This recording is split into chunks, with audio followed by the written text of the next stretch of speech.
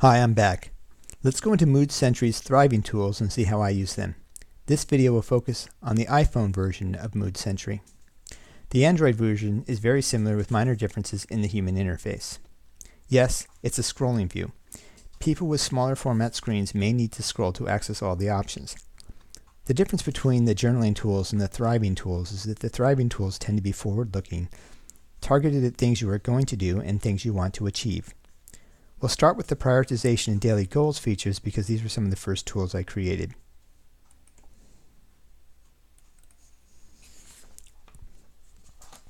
The prioritization tool is what I use every now and then to help prioritize my task. I use the drop-down list to select the schemas for either work or home. I have 5 categories: immediate, high, medium, low, and do not work. I use this when feeling overwhelmed by all the tasks in my queue. Immediate is always safety related and nothing else. I just don't think I trade anything for safety. The examples are mine and probably not very applicable to you. Note that I have only used this for work, but I retain the home option because someday I just might use it. To edit a category, I either double tap within the text view or select Customize associated with that category. That kicks me into the same editor I use throughout the app.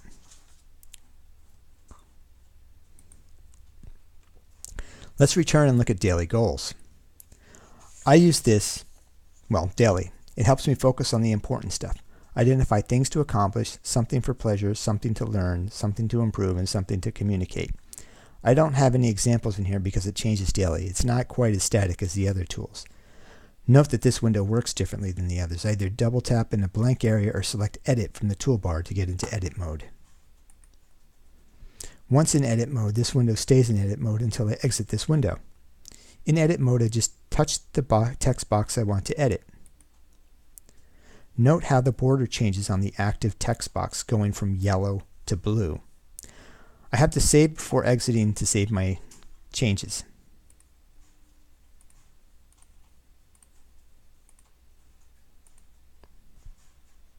I can do that via the Save button on the toolbar.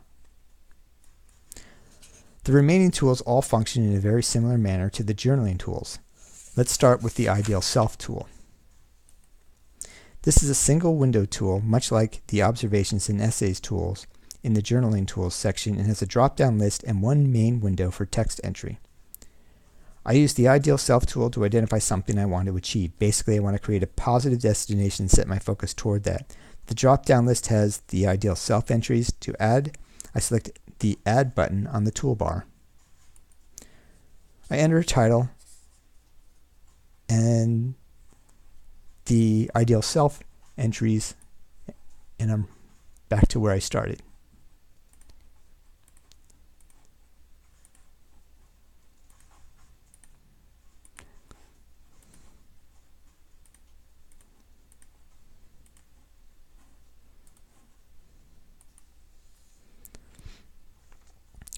This is usually not a one-shot deal. I typically update the Ideal Self multiple times to capture what I really want to achieve. Once again, the toolbar offers multiple options such as editing the title and hints.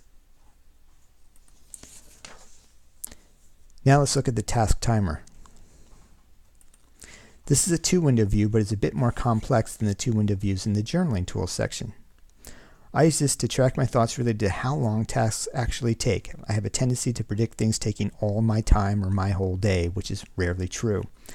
Looking at the screen, there's a drop-down list on the top, a predicted time view, a start-stop button, a text view to record what you plan to accomplish with a customized button, an actual time view, and a text view to record what you actually accomplished with a customized button. To add an entry, tap the Add button on the toolbar. You'll be prompted for a title for the entry. Enter the title and Next.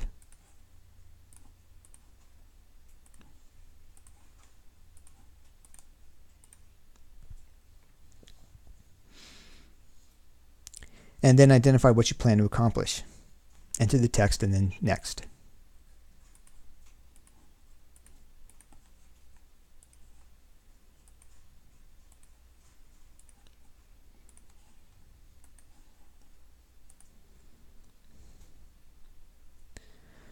You'll be back to where you started, only on the new entry.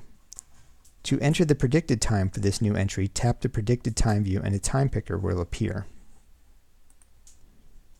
Set the duration, hours and minutes, and tap Select Time.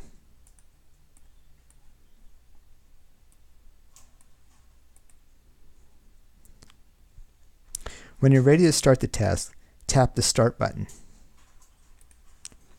The text on the button will toggle and display Stop. When you're done with the task, tap the Stop button. The text will toggle to Start.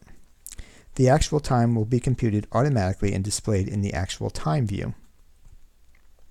You can then record what you actually accomplished in the I actually accomplished text view. To add that text, you can either tap the associated Customize button or double tap in the text view. We'll stop this, and what you see is nothing was recorded in the actual time. And the reason that nothing was recorded in the actual time was that we record whole minutes, and since this is just a fraction of a minute, it shows up as 0. Some things to note. You can exit the app while performing the task. When you come back to this view, and specifically this entry, the Start/Stop button will still display Stop. The duration of the task will be computed based on the time difference between when you tap Start and when you tap Stop. If you should start the task again, the timer will begin timing, and the time between that start and the next stop will be added to the existing time. This is handy when you need to interrupt the task and resume it at a later time. Finally, we'll look at the Event Prep tool. This is a 3-window tool and is similar to the Auto Thoughts tool in the Journaling Tools section. I use the Event Prep tool to prepare for upcoming events and the associated thoughts that distress me. Identify what has happened in the past and then identify how I would like things to go this upcoming time. After the event, I identify how things actually went and mitigation techniques that may have helped at that time and in the future.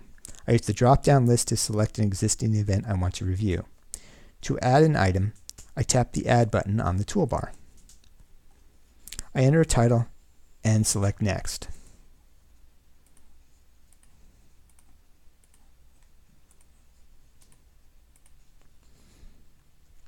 A window to enter text describing my past experience appears, in which I'll enter that text and then Next.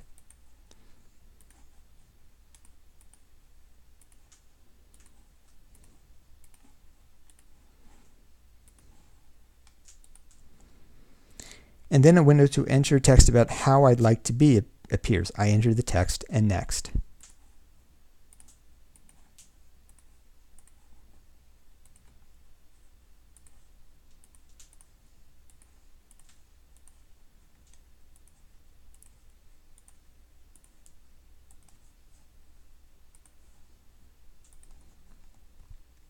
I'm back to where I started, only on a new event. I entered the text for what actually happened after the event. If I don't like the title, I can edit via the toolbar. Any of the text entries can be re-edited by selecting either Customize or double tapping in the text area. For me, this is not a one-pass entry. I find myself editing and modifying these entries quite often as I learn more about myself and gain more experiences. The edit function is the same edit function used throughout this app. Most of these tools have examples, which I included to show how I use this app and nothing more. I also provide plenty of hints via the Hints button on the toolbar. I built this app to help people currently in therapy, which is why I recommend including your therapist when trying to decide where to begin. This video focused on the Thriving tools and how I use them.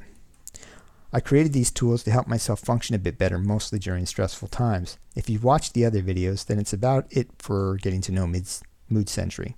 There's more to this set of tools and has been covered in these videos, but if you're interested in trying Mood Sentry out, these videos should get you started. And remember to check out the options menu and hints on every page. Good luck.